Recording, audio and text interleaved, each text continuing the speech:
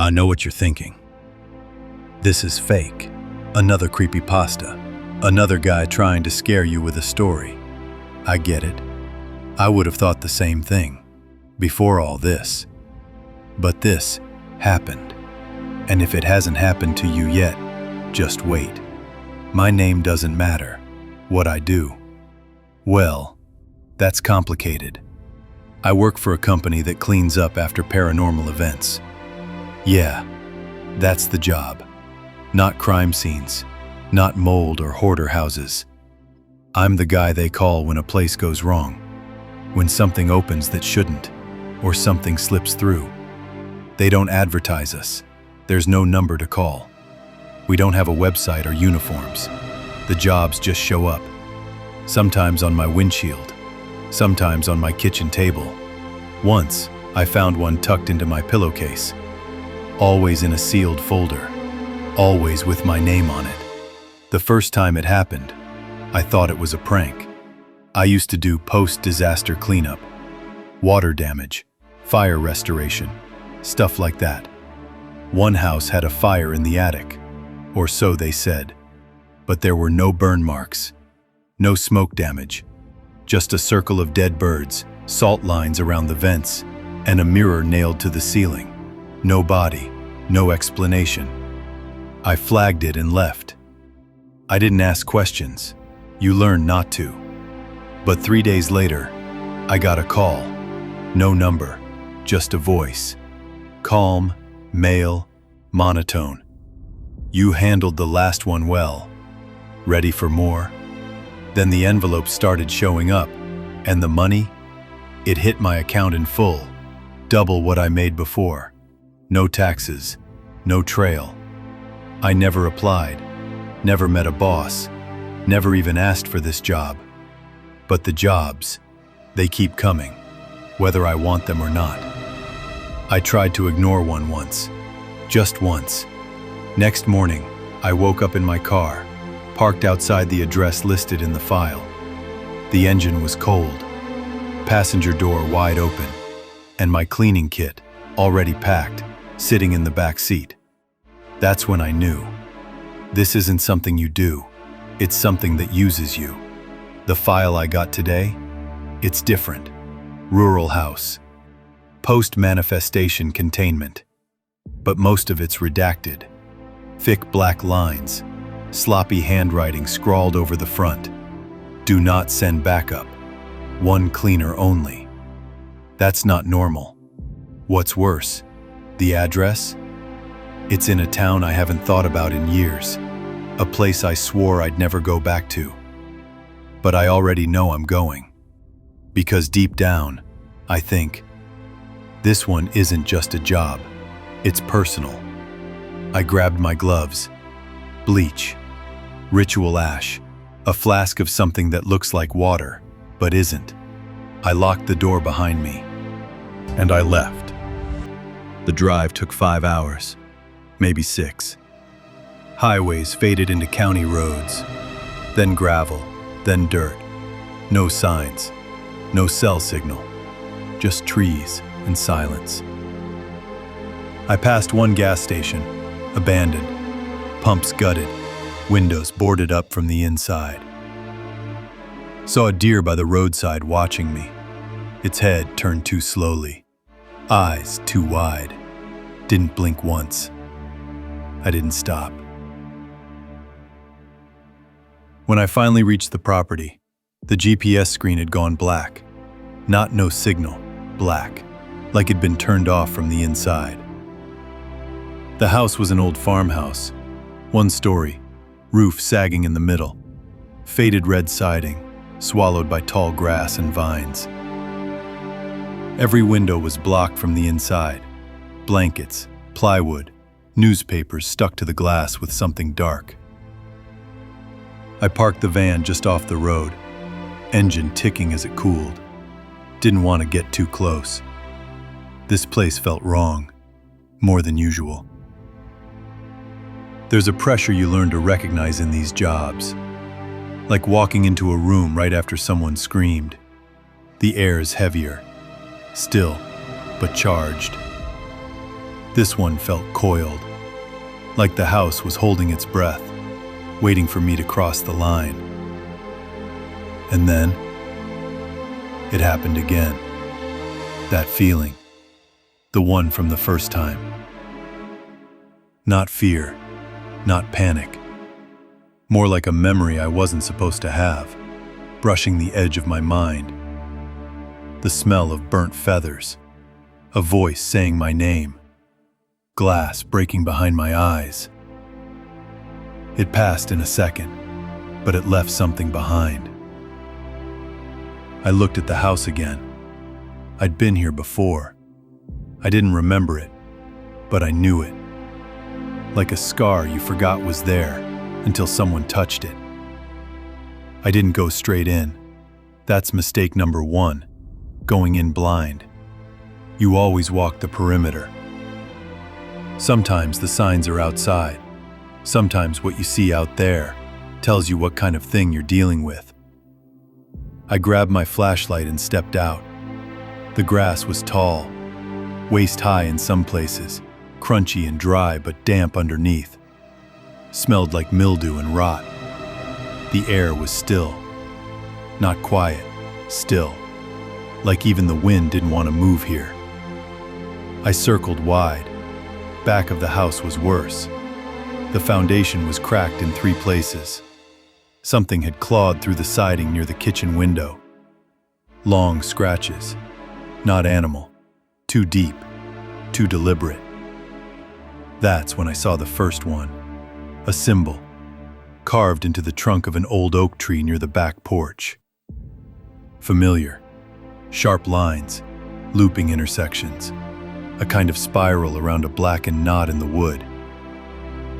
I'd seen it once before, on a ceiling beam in that first house, the one that started all this. I leaned closer and saw something else beneath it, letters, scratched in smaller, shakier lines. My name, my full name. I didn't write it. I've never been here, but there it was, rough, fresh, deep, like someone wanted me to see it. My stomach turned. My hands were already sweating. I backed away. Something about this house. It didn't just need me to clean it. It was waiting for me. The door creaked open before I touched it, just wide enough to let me in. I stepped over the threshold and the air shifted, thick and dry like breathing through cloth. Dust floated in the beam of my flashlight, swirling too slow like it was underwater. Inside, the house was still, but not abandoned. Everything was intact, furniture covered in sheets, photos on the wall just out of focus, a smell like mothballs, damp wood, and something underneath, sweet, familiar, like old perfume. I swept the light across the living room and froze. The rug, the lamp, the crooked bookshelf with the corner chewed off. I knew this place, but not from any file, not from any dream. From before. A flicker, fast and sharp, like a static pop in my skull. I saw myself, small, sitting cross-legged on that same rug, my hands covered in red paint. No, not paint. Too dark, too shiny. Someone standing behind me, a woman with no face. She was humming. Then it was gone. Just the dusty room again. Quiet, empty. I gripped the wall to steady myself. My hand brushed something, a light switch, covered in crayon scribbles. Letters. My handwriting. I moved deeper in. There was a photo on the mantel, warped from heat, half burnt, like it had survived a fire. 4 people, blurred faces. But the little boy in the middle? It was me. Same scar above the eyebrow, same eyes. I've never seen this photo before. I don't remember these people. But the house does. That's when I heard it.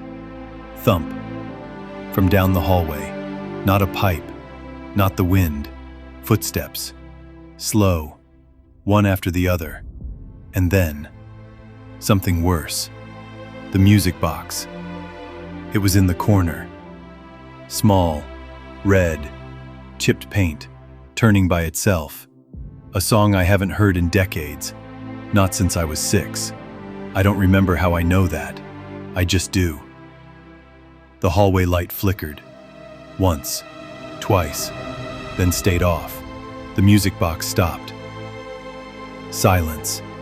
Then, from the dark, a voice. Soft, dry, familiar. You said you wouldn't come back. I didn't even think. My body just moved. I turned and ran. Back through the living room, toward the front door, toward the outside air, the gravel, the trees. I reached for the handle, but stopped. My hand was already on it, like I'd never moved. The door was closed, exactly as it had been when I entered, and I was back in the same spot, standing in the living room, facing the hallway. My flashlight flickered. I looked down. There were footprints in the dust. Mine, leading into the house, then back to the door, then turning again, back toward the hallway. Over and over, 3 sets, 4, maybe more, all mine. I backed away from the door, heart thudding in my throat, and I remembered, not just the memory, the feeling. I'd done this. I'd stood here before, panicking, running, trying the door again, and every time. Something further down the hall got closer. Not fast, not loud, just closer. I was in a loop, not a haunting, a trap, and it wanted me to remember, because when I did, that's when the real thing would begin. I took a breath, then another. This wasn't real. It couldn't be real. I turned the knob and pulled. The door creaked open easily, no resistance, no force. Just open air, the grass swaying gently outside. I stepped out. Gravel crunched under my boots. The van was there, parked exactly where I left it. Sun still low. Nothing strange. But the air felt off, too quiet, like sound had a weight. I opened the driver's side door, stopped. There was a file on the seat. My name, sealed envelope, same red stamp across the front, post-manifestation containment. I hadn't brought it with me. I left it in the house. I looked back. The front door was open, and something was watching from the shadows. I ran, straight through, back into the house. The living room should have been empty. It wasn't. There were photos now, everywhere, pinned to the walls, taped to the mirrors, hung from string like decorations. All of them were of me, a little boy, birthday candles, bandaged knees, sitting in a circle of chalk, holding a dead bird, standing beside someone tall and smiling, with no face. I grabbed one and flipped it over. In shaky handwriting, "You came back wrong." My vision swam. The floor breathed under my boots. The walls felt closer. I stumbled to the door again, opened it, stepped out. The van was gone. The trees were closer to the house. A wind blew, but only the grass moved, not the leaves. And there was that smell again, sweet, rotting, familiar. Back inside, again. The hallway was darker, longer. The music box was gone. In its place, a pair of shoes, Small, worn, mine, from when I was a kid. I picked them up. The laces were still double knotted. My mom used to tie them like that. Only, I don't remember her hands, just her voice, humming, low and slow. From the hallway, the same tune started playing. Without a source, I sank to the floor. I couldn't tell what was memory and what was being given to me, forced in, layered on top of whatever life I thought I had. I looked at the rug beneath me.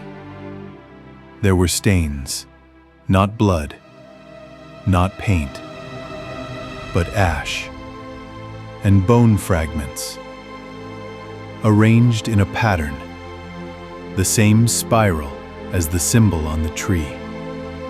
My hand started shaking. I wasn't sure if I was remembering a past or writing it as I ran from the truth.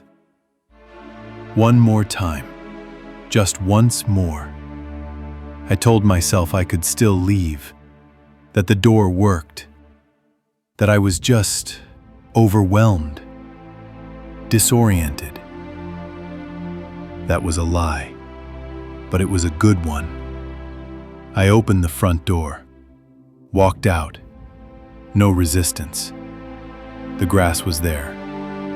The trees, the wind, normal, almost peaceful.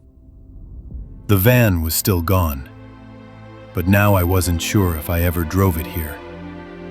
Had I? Did I walk? Was there ever a road? I turned back to the house. Something looked different. I couldn't place it. Maybe the color of the windows, or the angle of the roof. Or maybe it was the way the shadows didn't move, even though the sun had shifted. I stepped back inside and froze. There was a new hallway, to the right of the living room, short, narrow, tucked between two walls that, I swear, were connected before. I hadn't seen it. Or maybe I had. Maybe I walked past it a dozen times. Maybe I blocked it out. Maybe the house let me see it now because it wanted to. The air was colder there. Not just temperature, it had a kind of pressure, like walking into a memory you didn't want to have. I looked back. The front door was still open. I could walk away, but my feet were already moving toward the new hallway. At the end was a door. Pale wood, no handle. Something was carved into the center, rough, shaky, like a child had used a knife. Just one word: remember. I touched it, and something shifted behind my eyes. A flash. Me, younger, standing in this hallway. Only it wasn't broken down then. It was clean, lit, lined with family photos. Voices behind the door, arguing, then chanting, then screaming. And one voice, my voice, whispering, "Don't go in, don't go in, don't go in." I jerked back. The hallway was empty again, but the door was open now, just a crack. And from inside, the sound of something breathing, not fast, not angry, just waiting. The door creaked open, only a few inches, just enough to let out that sound again. Slow, rhythmic breathing. Not human, not animal, just present. I leaned forward. The room was dark, bare, but in the middle of it, lit by a weak yellow bulb, was a wooden high chair, old, splintered. Strapped to it was a child-sized doll, porcelain face, black button eyes, no mouth, no hands. Around its neck hung a cardboard tag. It read, "You were such a quiet baby." My stomach turned. I didn't remember this, but I did. not as a memory, but as a feeling. The kind of cold that wraps around your ribs from the inside. I stepped back, just one step, but when my foot touched the ground, it hit carpet. I looked around. The door was gone, so was the hallway. I was inside the room. The high chair sat across from me, closer now. The doll's head had turned, just slightly, facing me. I hadn't seen it move. I tried backing up again, reaching for the door that should have been behind me. Nothing. Only walls. Same faded wallpaper. Same stains on the ceiling like mold had been growing there for decades. There was a dresser in the corner. Familiar. I crossed to it, slow, opened the top drawer. Inside were baby teeth. Hundreds, all stained with soot, all filed to points. I slammed it shut. A sound echoed behind me, a child giggling. I spun. The doll was gone. Only the chair remained, empty, facing me. My breathing grew ragged. None of this was real. Couldn't be. I pressed my hands against my skull, willing it to stop, to pull back, to wake up. But something new bubbled to the surface. A whisper. My own voice. You don't get to wake up. You left us here. I turned around, but the nursery was gone. I was in the hallway again. Only now, the walls were wider than they had been. Or maybe I was smaller. The lights buzzed overhead, casting long, trembling shadows. And at the end of the hallway, a mirror. Tall, framed in something black and knotted like driftwood. A strange ceremonial mark carved into the top. A circle with jagged spokes like a sun made of bones. I was standing directly in front of it. I don't remember walking there. I blinked. My reflection stared back at me. Still me, still now. Eyes bloodshot, face pale, chest rising and falling. But the mirror, it shimmered, like there was static behind the glass. Then, a flicker, a blink. I wasn't looking at myself anymore. I was looking at myself as a child. No older than 7. Same scar, same wide eyes, but his expression wasn't mine. He looked at me like he knew everything I'd forgotten, and he looked afraid of me. I tried to speak, but he beat me to it. You weren't supposed to come back, he said, voice quiet. You promised, remember? My throat tightened. I don't remember, I said. The child tilted his head, frowned. That's the problem. You always forget. That's why she hurts you. I froze. She. Mother, he said. Or, the thing that was her before you said the words. What words? I whispered. But the boy didn't answer. He just started to cry. Silent. No sound. Then, still weeping, he reached a hand toward the inside of the mirror, pressed it flat against the glass, and suddenly, I felt cold fingers curl around my wrist. From outside the mirror, I screamed, yanked back, but no one was there. The boy was gone, only my reflection again. But my face was smiling, and I wasn't. I stood there, staring at my own face.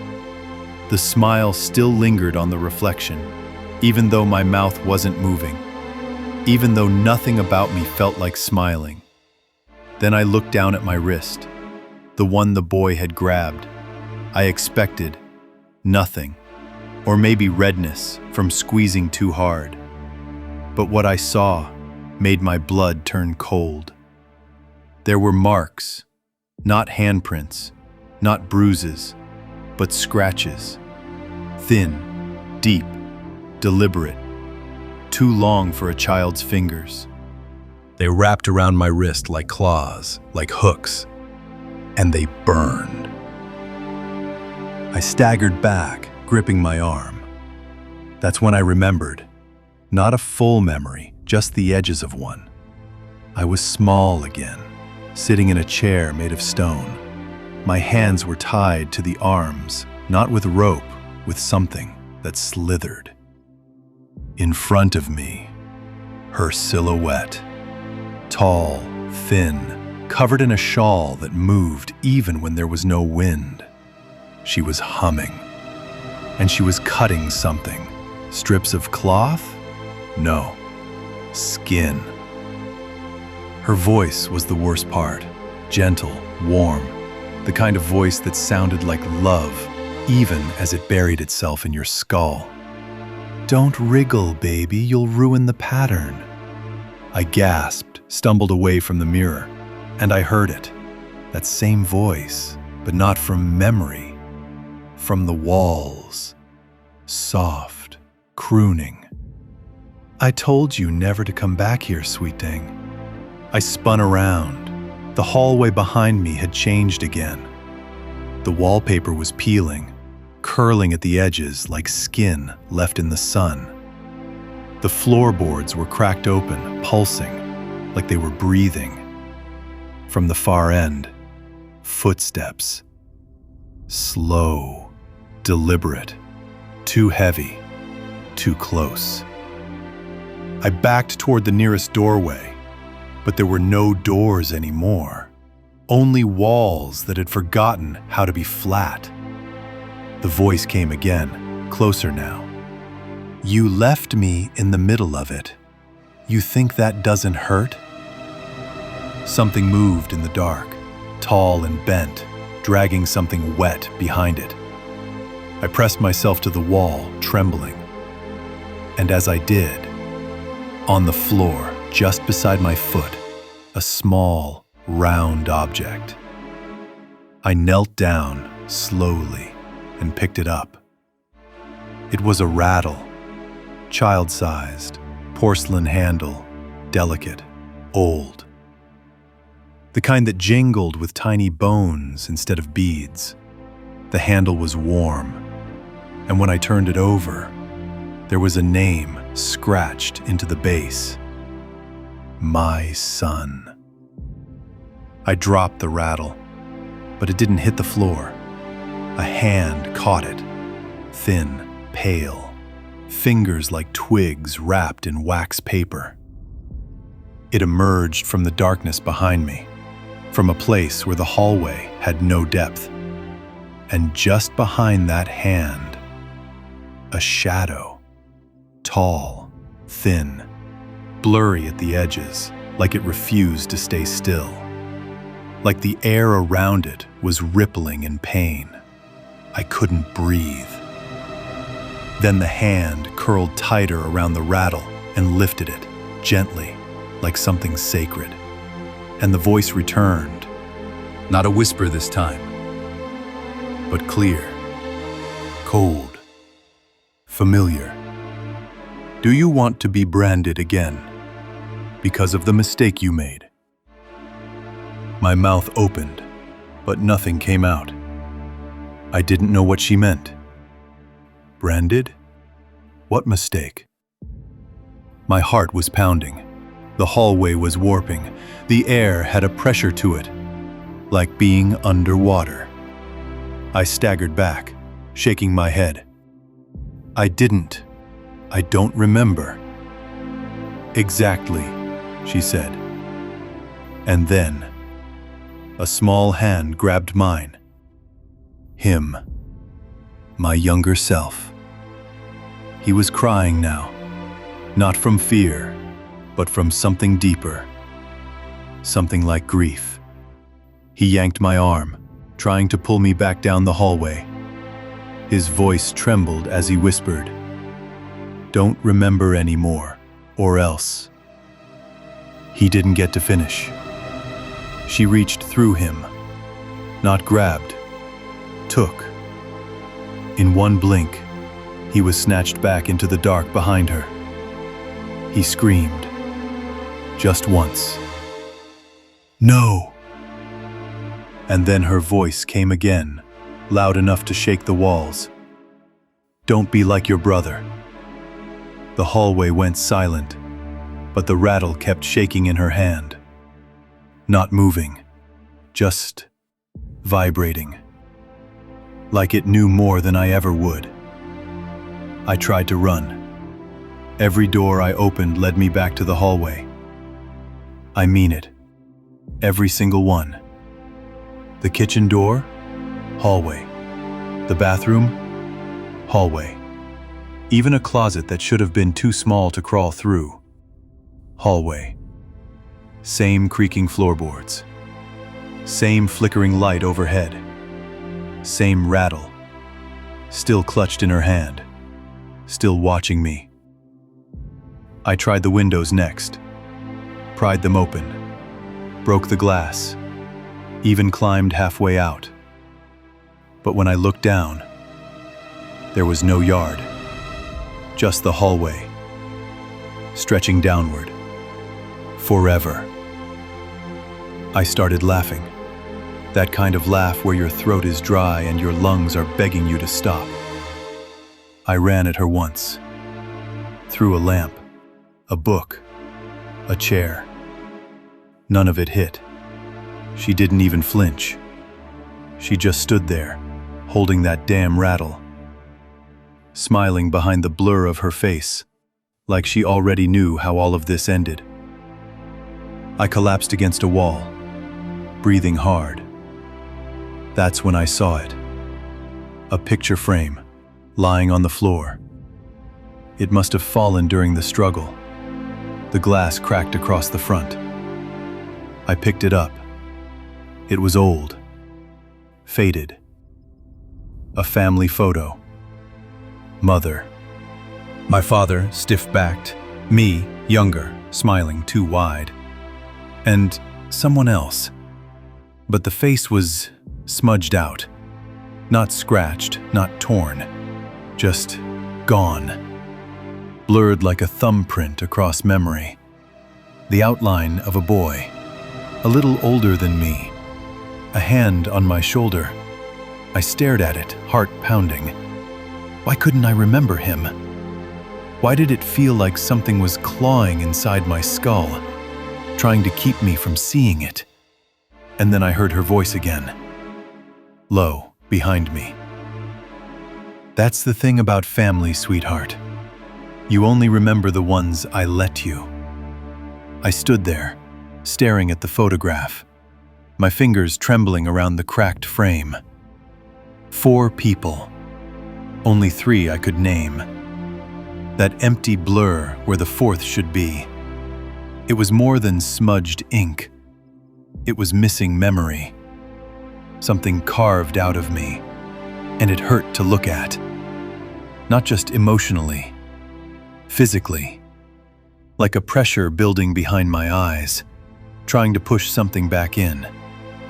That's when I saw the mirror again, right where it wasn't before, at the end of the hallway, same one from earlier, with the ceremonial mark etched into the top. The light flickered, and the hallway changed shape ever so slightly, longer, tilted, like a bad dream. I didn't walk toward the mirror, I just blinked, and suddenly I was standing in front of it. My reflection was there, same face, same cracked expression, but not alone. The child version of me stood beside me again. No sound, just there. He looked tired, like he hadn't slept in years. His eyes were red, but not from crying, from knowing. He glanced up at me. "It's starting," he whispered. "You feel it too, don't you?" Like someone else's thoughts moving around in your head. That's not her. That's you. I didn't understand. My throat went dry. "What do you mean that's me?" He didn't answer. Instead, he reached for my wrist again, the same place he'd grabbed before. I looked down. And this time, the mark was clearer, long, Thin, intricate. Not a scar, not a wound. It looked burned in, as if by design. My skin rejected it, but it was part of me, like something ancient had been sealed beneath the surface. "They split you," he said, barely audible. And I was the part that remembered. I backed away from the mirror, but my reflection didn't move. It just watched, like it was waiting. And then, Mother's voice again, closer now, right behind the glass. "That's enough playtime. You'll spoil everything, like your brother did." I turned. The hallway was gone. I was in a room I didn't recognize, but something told me I'd been there before. On my knees, in pain, the smell of ash and iron in the air. My heart raced. The child version of me tried to pull me away again, but this time, his hand passed through mine like mist. He looked at me, afraid. "If you remember everything, we both disappear." Then he was gone, and I was alone, staring at the brand on my wrist, and wondering who I'd really been before all of this. I don't remember passing out. I just remember the floor rushing up. My knees gave out. My mind splintered. And then, nothing. No pain. No fear. Just the silence of forgetting. But in that silence, a whisper started. Faint at first, then louder. Drip. Drip. Drip. I opened my eyes. Only they weren't my eyes now. They were younger, and I was back in the room. The room. Stone walls. Circular. Candles flickering. Trembling like they were scared too. 12 of them, positioned around me in a perfect ring. And in the center, me. On my knees, my hands bound, shirtless. The cold air bit at my spine. The floor beneath me was blackened, like something had burned there before. Mother's voice floated from the dark. "This is what happens when you dig through closed doors, when you ask questions that were never meant for your mouth." Her voice didn't sound angry. It sounded disappointed. And somehow, that was worse. Then the chanting started. Soft, from behind the candles. Multiple voices, unseen, but they knew me. Knew how to get in. Their words weren't English, not really. But I understood them anyway. They seeped directly into my head. Each one a lock. Each one a nail in the wall of my mind. Forget what you are. Forget what you saw. Bury the name. Bury the scar. 1 for the flesh. 2 for the soul. 3 for the secret you'll never know. They kept repeating, faster now. Forget what you are. Forget what you saw. Bury the name. Bury the scar. 1 for the flesh. 2 for the soul. 3 for the secret you'll never know. As the chant built, Mother stepped into the candlelight. Her eyes caught the flame and held it. In her hand, she held the brand. Thin, rusted, glowing at the tip. "Hold still, my love," she said, crouching in front of me. "We're going to make you better." The metal touched my wrist. I screamed, but the chant drowned it out, and as it burned into my skin, I could feel them removing me, peeling memories away like skin. I watched names, faces, entire years spiral into darkness. And that's when I screamed again, not in the dream, but in reality. The pain hit like a sledgehammer. It knocked the breath out of my lungs. I woke up on the floor of the house, choking, gasping, my wrist on fire, and the words still echoing in my skull like a poison. Forget what you are, forget what you saw. The dream, or memory, was still burning behind my eyes. The candles, the chanting, the heat, and the screaming, but not mine, his. My legs were shaky, but I stood. The hallway was gone. Now I was in the ritual room again. Not a dream this time. It felt too real. The walls were sweating wax.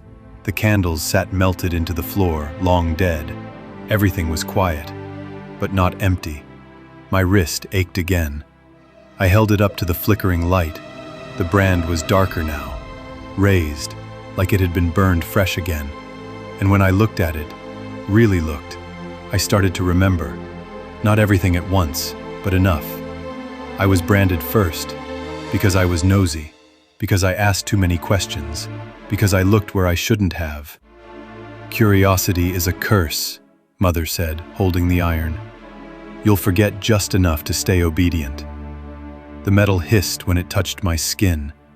I remember the smell, the sound of my own voice cracking, the world slipping sideways as memories leaked out. And yet, I still remembered him. Even with half my mind sealed away, I remembered my younger brother, his laugh, his fear, the way he used to hold my hand when the house got too quiet. That love didn't burn away. Maybe it couldn't, but then it was his turn. Mother said the second brand was different, not to punish, but to erase. He'll forget you, she said. He won't feel what you feel.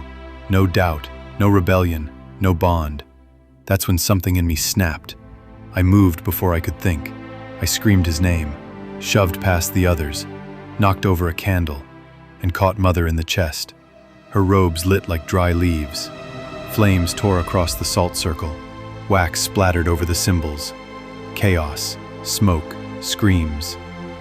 I grabbed something in the fire, a shape in the corner, crouched low. I thought it was him. I swear I thought it was him. I yanked it out, pulled hard, ran until the heat chased me out the door. The cold night air hit me. I collapsed outside, my lungs burning, my ears filled with the sound of the fire consuming everything. I looked down and realized what I had pulled out was not my brother. It was small, yes, child-sized, but it was wrong. A shape of wax and cloth. Its skin shimmered faintly, not flesh, not shadow. It had no eyes, just a smoothed-over face, and a faint imprint of my own hand on its wrist, where I had pulled it free. It twitched once, then melted. I was alone. No brother, no voice, no proof he ever existed. Just the fire and the silence. I forgot so much after that. The branding did its job, but one thing always stayed with me. That I failed him, that I reached into the fire and brought out a lie. I don't know how I got there. Maybe the house moved again. Maybe I collapsed and never stood back up. But when I opened my eyes, he was there. My younger brother stood at the edge of the ritual circle. No blood, no fire, just soft candlelight casting gold over his face. He hadn't aged, still wearing that same old sweater, still holding his hands together like he was nervous. But his eyes, they weren't afraid. They were full of light, of love, of recognition. I remembered you, I whispered. God, I remembered you. My legs gave out. I fell to my knees in the ash. I tried, I tried to stop it. I didn't mean to leave you there. I thought I pulled you out. I thought I couldn't speak anymore. Just shaking, sobbing into my palms. I couldn't stop shaking. And then I felt him. Arms around me, small but strong. He was hugging me, tighter than I remembered. "You never left me," he said softly. "You were the only one who didn't. They took everything, but not that." I clutched him like I was still afraid he'd melt away. "I missed you," I choked. "I'm so sorry." "It's okay," he said. "You brought the fire, but you also brought the truth. Now you can rest." The candles flickered. The house groaned softly, and everything faded to white. Field Report Site 4478. Remote location. Property mostly destroyed by fire. Stone foundation remains. Structure is unstable, but I'm inside. Found something? Journal. Old. Some pages half burned, but it's mostly intact. The house is done with me. The flame has eaten what it needed, but it's still hungry. This job doesn't stop. It waits. It watches. What the hell is this? Every assignment takes something. Memories, blood, names, time. You won't notice at first, but the cracks will start appearing. In your sleep, in your shadow. In the photos you don't remember taking. Jesus. You're not just cleaning up the aftermath anymore. You're becoming part of the cause. You won't know when it starts, but you will know when it's too late. Someone here? I saw what's next. It's not a place. It's a choice you already made. What does that mean? Welcome.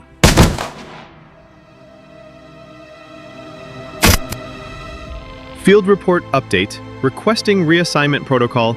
This site is contaminated. This isn't a cleanup. It's a setup.